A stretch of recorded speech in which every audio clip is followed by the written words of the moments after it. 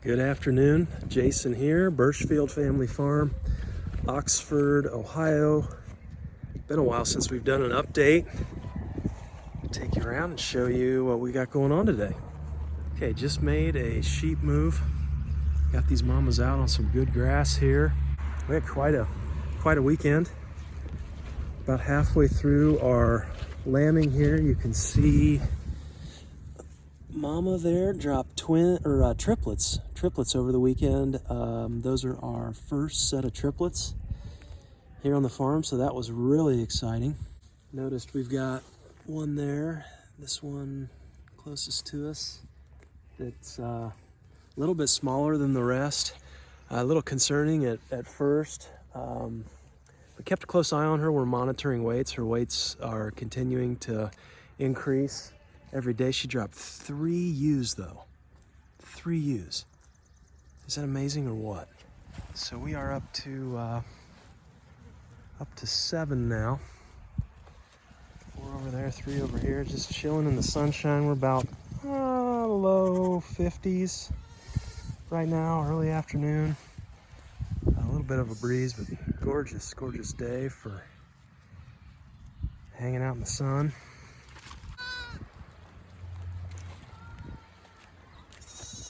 So early on here, for the first couple weeks before we start rotating, well, we're rotating now, but just up front in our front pasture, not our paddocks yet. I like to keep this. This is actually a chicken electro net, so the grids are a little smaller together versus their standard netting. So I'll take 2 of these 164-foot rolls, and I'll join them together over here, and then I just clip to the wire, and that's going to make sure I keep that nice and hot. It's going to keep predators out, but more importantly, keep the lambs in.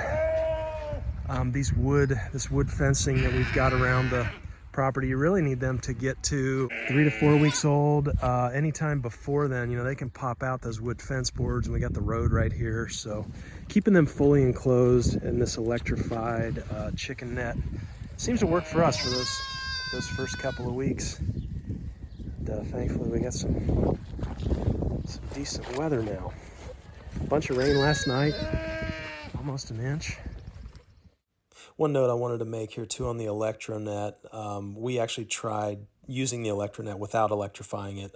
Bad idea, really bad idea. We had a sheep get tangled in and around its neck. It did survive, it was okay, but I would not recommend using electronets unless they are nice and hot.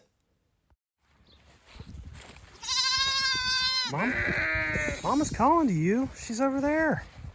Come on, go find Mama. Don't you hear her?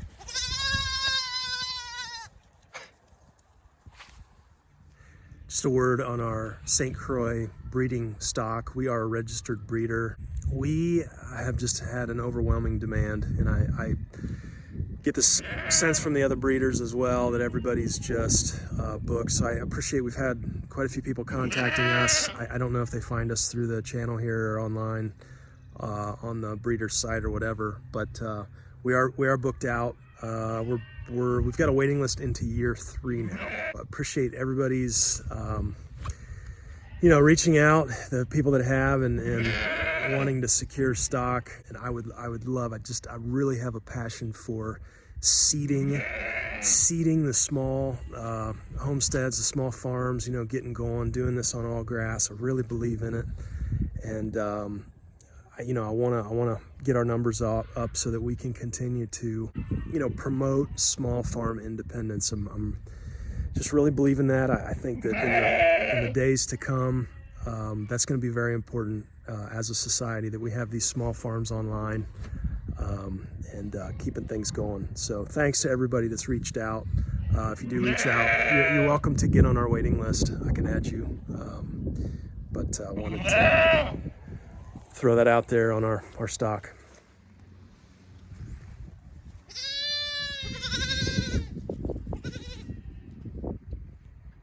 Okay, checking out this girl here. The kids call her Elsa.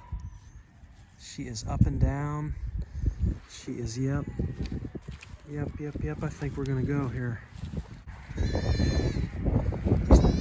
There's that head down. Classic position right there.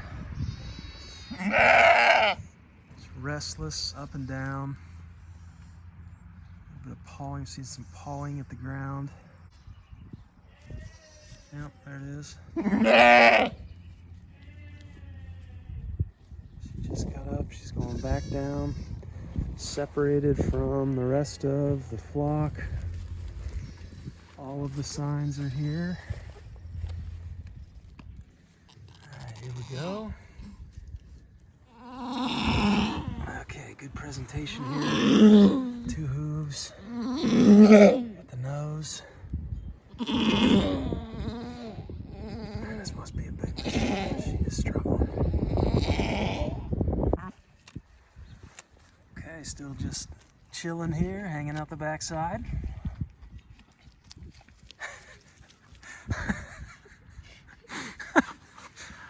Don't know that we've ever seen this. But it's breathing.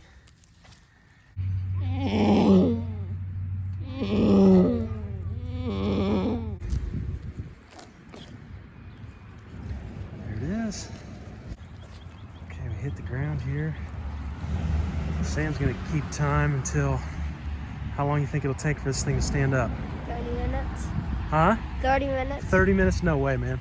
I'm guessing 8 minutes. Okay. All right, you got it going? Yeah. All right. Up on his knees. Oh! There he is. Oh, almost. There it is. There it is. 1:31. What is it? 10:31. 10 minutes and 31 seconds? Oh, that's unbelievable. A little over 10 minutes to get up on his feet. Man, this guy is going to be a bruiser. All right, let's see what we got here on old King Kong. 7'8". Okay. 7'9". Almost 8 pounds. Good size ram. So we have moved our laying hens over to the garden here. You guys know, if you were following us last fall, we put the rams on the garden, had them eat down a lot of the weeds, and then just hayed. We hayed the rams over here on the garden, and now trying to no-till this year. So before we put down black covering, we're going to run these layers across this garden. I'll show you what this looks like here. We've had them on here a couple days. We'll pull it to a new section each day. So that's day 1 back there. Here's day 2. And we've got about a month here to run them around the garden. So that's gonna knock some of this down. There's still some scraggly weeds and stuff, and some weeds coming up over there. They'll dig through all that. They just love to dig. Use these guys for a little bit of work instead of our tiller this year. Okay, we found this guy in one of our waterers, and he looks dead, but he's not. He is just curled up there, but man, he looked like one of the bigger species of dung beetles to me. I'm not for sure on that, but he has antenna. There he goes. You can see his little antenna up there. This would be our second species of dung beetle that we've discovered. We found another one, a much smaller red one, a European dung beetle last year. But this guy here, man, look at that shovel in the front of us. I mean, this guy here looks like a tunneler or a barrier. The other ones are just dwellers. So we found us a fresh pad here. Try and go on, bud. Put him in. There he goes. Let's see how he interacts here with this pad. That'll tell us a lot. Yeah, I know, he's kind of stuck there, isn't he? There he goes. And let's just see here what the old boy does. Oh, he's getting right in there. Okay, we put him, where did he go? Right there, he just tunneled right in there. He's in there somewhere. Awesome, wow.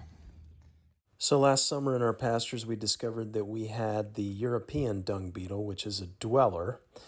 This here that I'm finding today, I believe is called Copris fricator. And I think you have the dwellers, the tunnelers, and the rollers. And I think this is a tunneler. So this is actually going to be taking dung and burying it underground. Why is that important? Well, when a cowpat sits on top of the ground, you lose typically 80% of the nitrogen to the atmosphere. When that dung gets buried by a beetle, the loss is more like 20%, and 80% of that nitrogen goes into the ground, right in that grass root zone, also helping with fly population when that dung gets buried. So pretty fascinating stuff. Okay, looking out here over the paddocks, man, they are just about ready. I think I probably need, you can see that grass is almost starting to wave there. I wish I hadn't put so much hay down in this section. It's just struggling to come back. But it's starting to wave a little bit in the wind. I'd say, what, 2 to 3 more days maybe? It won't be long.